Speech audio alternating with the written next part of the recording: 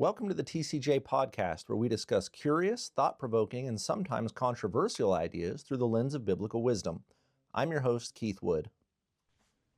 Today my guest is Ben Goldsmith. He is the Director of Cru Church Movements for the Metro Jacksonville area. Mr. Goldsmith, thank you so much for being here today. I'm happy to have you. Well, pleasure to be with you, Keith.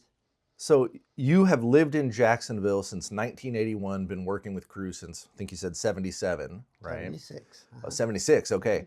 And so you've, at this point, I think we can claim you as a Jacksonville local. You've spent some time in the area, and you've spent a lot of time studying some local history going back a long time, and that's what I was hoping to talk to you about today, specifically talking about kind of the legacy of the French Huguenots in Jacksonville and what that means for us, both as Jacksonvillians and Americans, even we might say.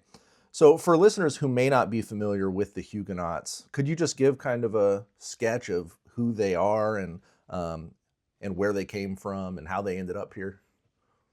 Yes, be glad to. And actually, the name is Huguenot. Oh, okay. Huguenots is the British pronunciation of the French word Huguenot. Huguenot, gotcha. I'll try to remember that. And so the excuse me, the French Huguenots came from the Protestant Reformation when Martin Luther was doing the great work in Germany. John Calvin was working in France. Mm-hmm. But he wasn't received well at all by the king or the church. And so they ran him out of the country to Switzerland. Mm-hmm. And he sent in letters and disciples from Switzerland to France, and the Protestant movement grew fast, especially in southern France. The Huguenot name means night walkers. And they were night walkers because they worshiped together at night in secret places for safety. Hmm. And the persecution of the Huguenots as Protestants increasingly was severe. It came to the point where you could kill a Huguenot by decree from the government. You could kill a Huguenot and you could confiscate their property. Oh, wow. I said Huguenot rather than Huguenot myself. So, very difficult situation. Mm-hmm. Unlike Germany, France was totally, officially rejecting this Protestant movement. At that point, the king died, and his young son took over as king. He was mentored by his grandmother, Mary Teresa, and a leader, Admiral Coligny. So he was mentored by his mentor, Admiral Coligny, who helped him make decisions. And Admiral Coligny became a Huguenot. Hmm. So he was born again, and he was in a sheltered position as the mentor to the king. Mm-hmm. But he clearly grasped what was happening and shared with the young king that it would be in France's interest if they allowed the Huguenots to go to the New World and be able to practice their religion in freedom. Wow. And advance France's interest in the New World. So the king agreed, and he sent, and Admiral Coligny sent 2 naval captains to come to the New World to look for a settlement area for the Huguenots. They landed at the mouth of the St. Johns River here in Jacksonville. Wow. And roughly what time was that? That would have been 1562. Okay. And they established good relationships with the Indians. They laid out a settlement area to bring back the Huguenots. And they stopped off by Paris Island, South Carolina, and then went on back to France. When they got back to France, Civil War had broken out. And Jean Ribault, the captain, could not get back into his hometown in southern France. It was surrounded by soldiers, and so he went across the English Channel to England for safety. And what do you do with a French naval captain? You lock him up in the Tower of London. So he spent 2 years in the Tower of London. And I just want to make sure I understand. So they had already traveled to America. They had been to Paris Island and Jacksonville and then gone back to France? Yeah. Okay. Came to Jacksonville first, stopped off by Paris Island, and then went back. Okay. And when they got back, things were really rough. Yep. So he's locked up in the Tower of London. Locked up in the Tower of London. There were 2 that made that initial voyage, Jean Ribault and Laudonnière. Laudonnière was his second in command. And so Coligny sent him with 350 Huguenots back to the area, and they landed and set up a settlement called Lake Caroline. Okay. In Jacksonville, we hear of Fort Caroline, and there was a fort in the middle of Lake Caroline, but it was not a military settlement. It was families. Okay. It was cobblers and blacksmiths and farmers and pastors and just the average person. So this was not like an invasion situation. Not It was like just people the trying Spanish conquistadors that primarily established their settlements through military conquest. So this was different. In fact, the first year, there were 18 children born. Wow. So these were families. Yeah. Astounding. And we're around 1564, 65 at this point? We're at 1564 at this point. Okay. So there's 300 here, and then with Jean Ribault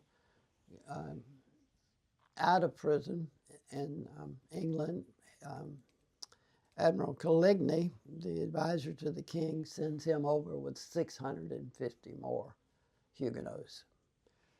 So at that point, there are 1,000 Wow. Huguenots here in the Arlington area of Jacksonville. And the settlement was prosperous. And every day they had devotions at 5 o'clock. Huguenots loved to sing. So they would sing worship songs at 5 o'clock every day and have devotions. And the Indians would listen in. They were captivated by their singing, and it kind of opened the door for the gospel to the Indians. Wow. And I just want to flag, we're talking like 50 years before Jamestown settlement or the Mayflower landing, right? So this is very, very early on in terms of American history. Yeah. I think it's 1617. You got Jamestown. So this is a good bit earlier. Yeah. Okay, so you've got this settlement of 1,000 people, French Huguenots, and they're not trying to invade. They're just kind of doing life here, and they're presumably pretty glad to be out of France, where there's no longer a law saying go ahead and kill each other, or kill them at any point, take their land. Right, they were safe. Wow. They thought. Mm-hmm. Mm-hmm. But it didn't stay safe long. Okay. Because the Spanish found out about the settlement. And they were very upset by it. They felt like that the Pope had given all of the New World to them.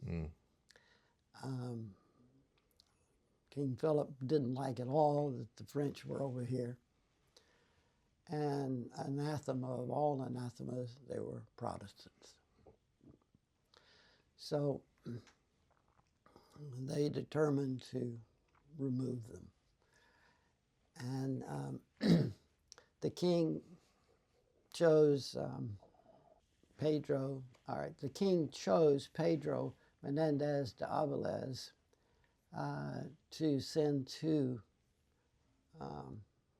deal with the Huguenots. So he was in jail because he was in disfavor with the king. But he was a great military leader. So the King Philip took him out of jail and sent Pedro Menendez de Avilés over with 650 army troops. They landed in Cuba. All of the Spanish settlements were Cuba South. Oh, okay. Wow. We know that Ponce de Leon did name Florida, but while he was here, he went around to the other side of the peninsula and tried to establish a settlement for Spain.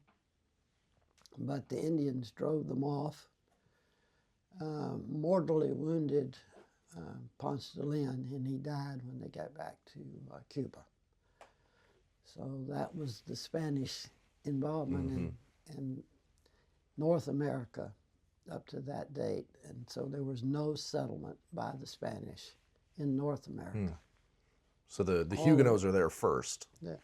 So the Spanish were Cuba South, and the French Huguenots were the first settlers in current North America or the United States. Wow. So you've got the Spanish, they find out about the Huguenots, and they're pretty ticked off about this situation, and so they want to change things up. So when do you start seeing interactions between these two groups? Well, it's a good question. The Pedro Menendez de Avilés is ships, Spanish ships, came up from Cuba to the mouth of the St. Johns River. The French ships were there, and in that kind of smaller, constricted water, the French ships were much better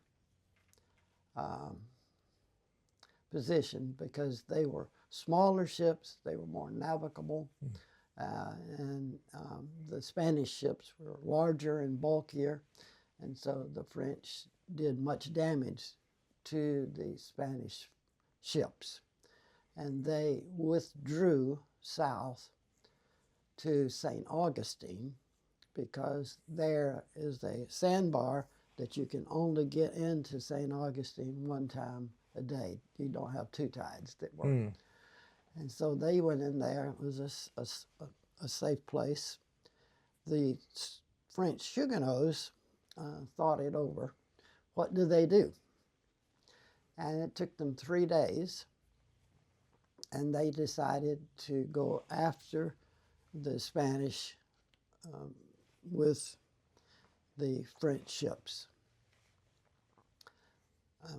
As they got out to sea, a hurricane blows in and literally destroys the French ships. Wow. They blow them as far as south as Cape Canaveral. Remarkably, all the men get out of the ships, but the ships are sunk. Wow. And the Huguenots come in to the beach. They have no food, no water, no weapons, no ammunition, but they get ashore. Meantime, in a daring military move, in the middle of a hurricane, the Spanish go right up the coastline from St. Augustine to Lake Caroline, to Jacksonville, where the settlement is. And they catch the fort unlocked. It's in the middle of a hurricane. They don't think there would be any chance of an attack. And in a pre-dawn raid, they move right into the port and they kill all of them except 50 of the women and children. The men are all killed, and they're impaled on the fort. Wow. 2 people got away. Laudonnière, who brought the first group of Huguenots over, and Lemoyne, who was a historian painter. And the 2 got away, and they were able to tell the story. Wow. And so the men, the Huguenot men who are on the beach, have no idea that this is happening. They've just survived shipwreck at this point. They survived right? shipwreck. And they head north to go back to Lake Caroline. They're going home. The Spanish come back from Lake Caroline and began to pick up the French as they come ashore. They come ashore in 2s and 3s, and they pick them up. They say, come behind the dunes, we'll give you food and water. They take them behind the dunes and they kill them. They run big pikes right through the chest. And the Spanish continue going south on the beach. They get to Palm Coast here, to a place called Matanzas Bay. And they encounter 100 of the Huguenots. They draw a line in the sand, put them behind the line, and says, cross over the line, and you will be returning to the church, and we'll let you live. So 3 of the 100 crossed over the line, and the other 97 were killed. Wow. Meantime, the last group of Huguenots, led by Jean Ribault himself, there's about 130 of them that were blown as far as Cape Canaveral. And they group up and they're heading north. And they get to Palm Coast, Matanzas Bay. Again, meaning Bay of Blood. And Menendez hollers over the bay to Ribault and says, are there any Catholics among you? And Ribault says, no, we're all of the new faith. So they ferret them across the bay in groups of 5. They take them behind the dunes and they kill them. The last person living is Jean Ribault, the French captain. And he's given another opportunity to recant his faith, as heresy as Menendez feels it is. And he kneels down, and Ribault refuses to recant, kneels down on the beach and starts singing Psalm 132. Now, Psalm 132 is about King David. He didn't write it, but it's written about him at the time he's beside himself to bring the Ark of the Covenant from Jerusalem to Jerusalem. He's already tried once. He failed. He had it on an ox cart. Mm-hmm. And he comes back to Jerusalem very distraught. And so this psalm is written about him during this time. And the first few verses of it says, "O Lord, remember all David's afflictions, how he swore to the Lord and vowed to the mighty God of Jacob, I will not enter my house or lie on my bed or give sleep to my eyes or slumber to my eyelids until I find a place for the Lord, a dwelling place for the mighty God of Jacob." Wow. The rest of the psalm continues about David during this time. So when Jean Ribault is on his knees singing Psalm 132, he doesn't say, "Remember all David's afflictions." He says, "Remember all my afflictions." So he said, "O Lord, remember all my afflictions, how I swore to the Lord and vowed to the mighty God of Jacob, I will not enter my house, nor lie on my bed, nor give sleep to my eyes, nor slumber to my eyelids, until I find a place for the Lord, a dwelling place for the mighty God of Jacob." And then he's killed. Wow. So you have the blood of the martyrs all the way from Lake Caroline,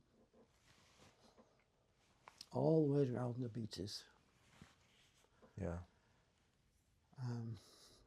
I think that's a fascinating, very powerful story. I think, I would imagine that when a lot of people hear about the settling going on and skirmishes going on between people like the French and the Spanish, they kind of classify it all as, there's warfare going on. But you use the word martyr, right? And I mean, it sounds like that's what was going on. There was a huge martyrdom going on the coast of Florida. Yes. Right? Wow. And I think the significance of the Huguenots is enormous in that they were the first settlers in North America, not only in Florida, the United States, but North America. They came here for a purpose, for a dwelling place for the mighty God of Jacob. And so that being the first settlement, that is the purpose of the land. And our state, our nation.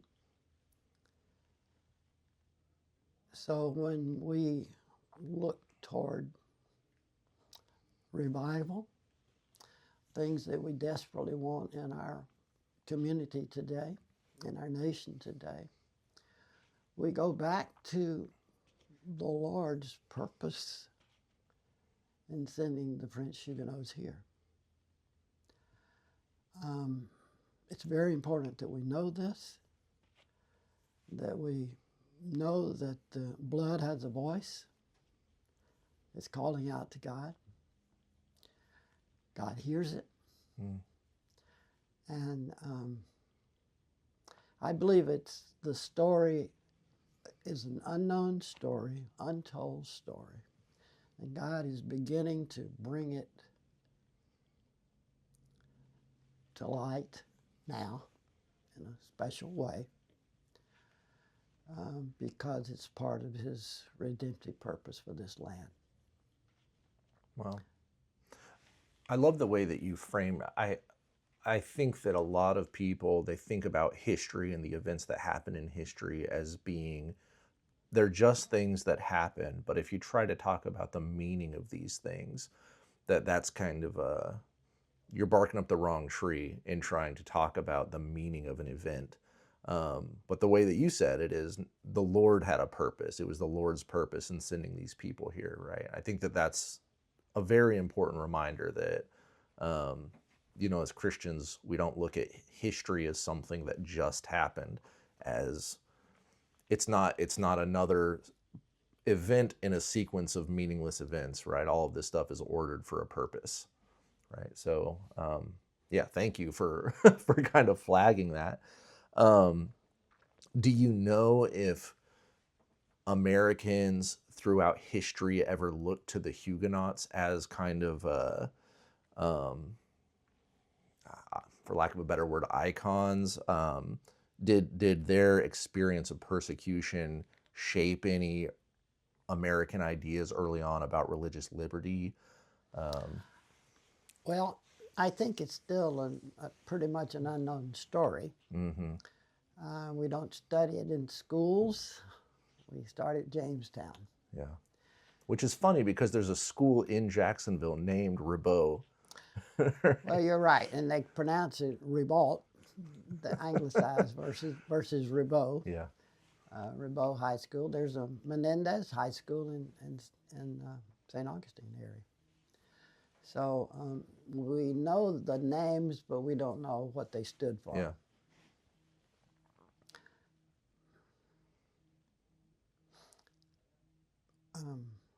What was your point again? What am I?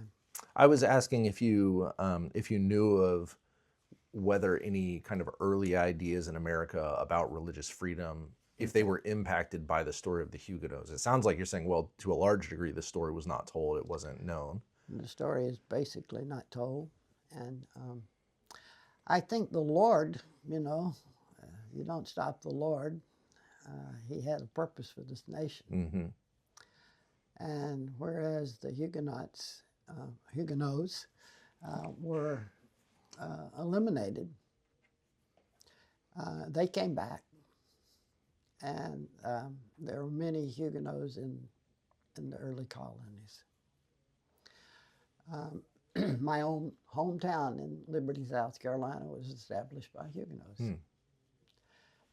But the Lord wasn't stopped by this. He just chose to use the Puritans that came over from England, who could not purify the Church of England from England, but felt like they could from across the ocean. Mm-hmm. And so they came over by large numbers. And they established the church there in the Matanzas Bay colony, and then larger and larger numbers were coming. And what God would, I think, wanted to have happen with the Huguenots, he began to see happen through the Pilgrims, and then the large group of Puritans that came for the same purpose, to be able to worship the Lord freely, to be able to raise their families without fear. And so the story is continued through the British. And even though the French part is sort of been silenced in history, we know God continuing to advance his purpose for this country in another way, through the Puritans. Mm-hmm. It's amazing to me that we have really any of this story at all, given the massacres that occurred to these early Huguenots. You mentioned that 2 people survived the slaughter at Lake Caroline. Do we know what those guys did? Like how was it that they survived? I mean, where do you go in a situation like that? They got away from the fort, and they knew enough about the terrain to know where to hide. Mm-hmm. And so they did. And then later, they were able to get aboard ships and flee.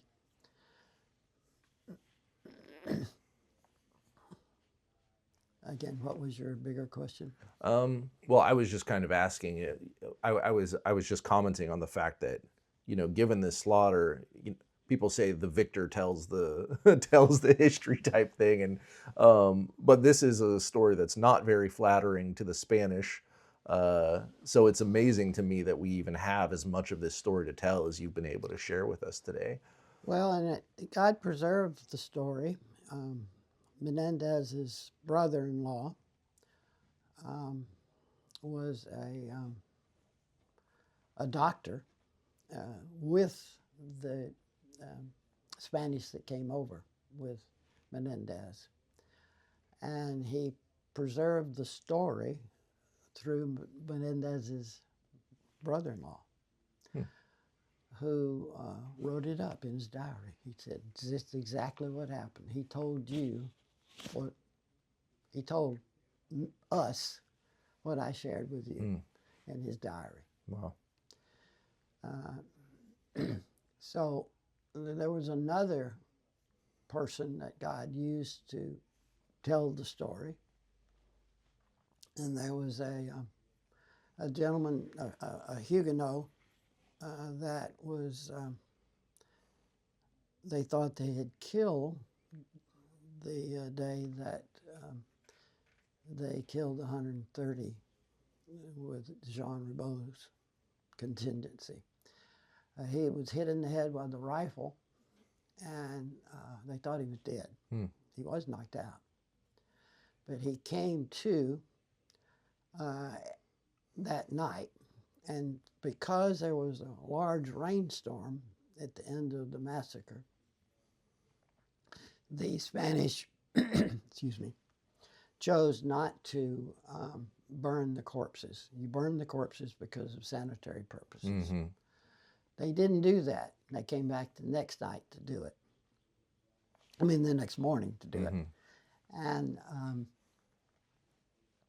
of course, they found this gentleman who had kind of crawled off into the brush to try to hide, but they found him. And they asked, the soldiers asked Menendez, should they kill him? And he said, yeah, you could kill him, or you can make him your slave. And so they said they'd make him their slave. And he was. And a couple of years later, these two Spanish military guys who now owned this slave went back to Spain in the ship, and they carried their slave with them, the Huguenot slave. And they encountered a French vessel in the open seas. The French took the ship. Wow. They boarded the ship. They found the Huguenot there. They freed him, took him back to France, and he told the story of what happened that day. That is amazing.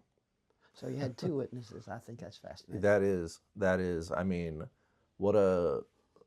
I would say a providential preserving of the story that happened. I mean, that is fascinating to just come across another French ship in the middle of the Atlantic Ocean. I mean, that is really incredible.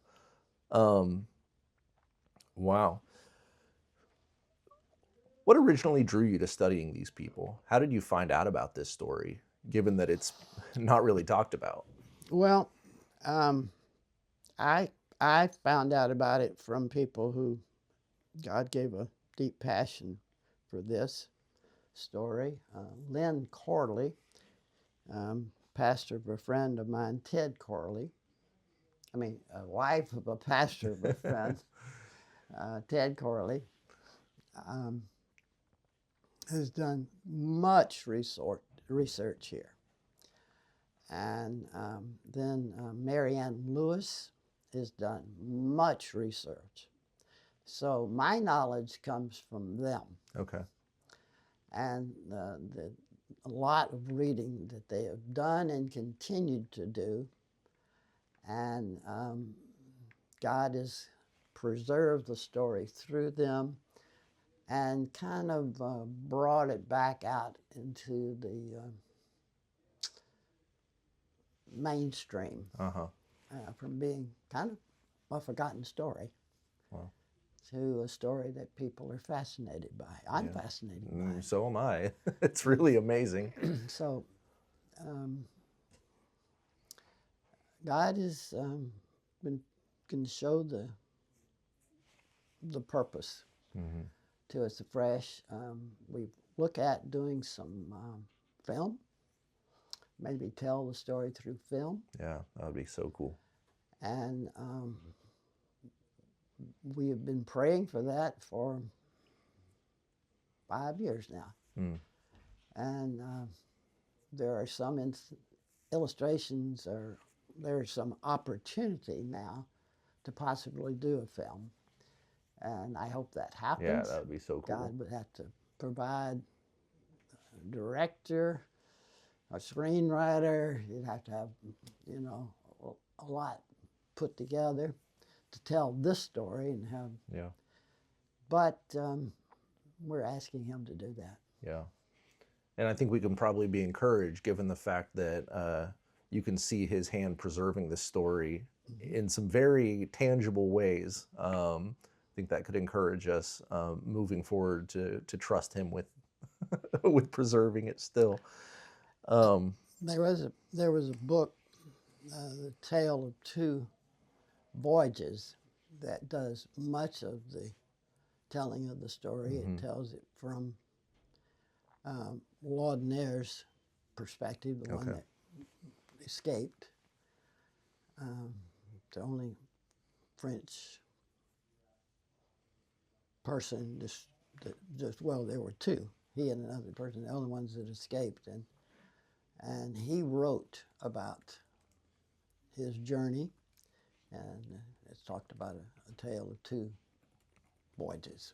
That's the name of the book? Is that what you were saying? Okay, all right. Well, that's good to know, because I was just about to ask about resources if someone wanted to study this more. I mean, obviously we have the memorial in Jacksonville, so if a person happens to be local, they can go and see the Fort Caroline Memorial, which I did a little bit of studying. I know is not necessarily where Lake Caroline was, but probably roughly in that area. It's in the rough area. Yeah. Some think it's a little different location, but there is the remembrance because of Fort Caroline. Most people don't know about Lake Caroline. They think the fort was it. Yeah. But it was in the middle of a large settlement of 1,000 people. Wow. That's so cool. What's one aspect of the Huguenot story that you think people really need to take away? I mean, if you could just leave our audience with one thing about this story that, please remember this about the Huguenots, what would it be? God does provide opportunity to follow him, worship him, and it does not mean that you will not pay an enormous price as you follow him. The Huguenots paid with their lives. We pay by being willing to go against the grain, willing to follow the Lord when it's tough, when it's unrewarded apparently. And those Huguenots, as martyrs, received a special welcome to heaven. Yeah.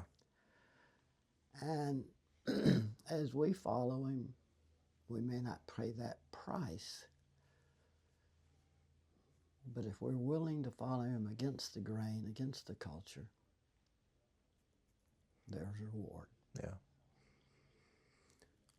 I can't think of a single thing I want to add to that. I have really loved this conversation, and I know that our listeners are going to thoroughly enjoy it as well. So, Mr. Goldsmith, thank you so much for being here. This was great, and to those of you who have been listening in, we thank you for joining us, and we hope to see you again next time. Thank you.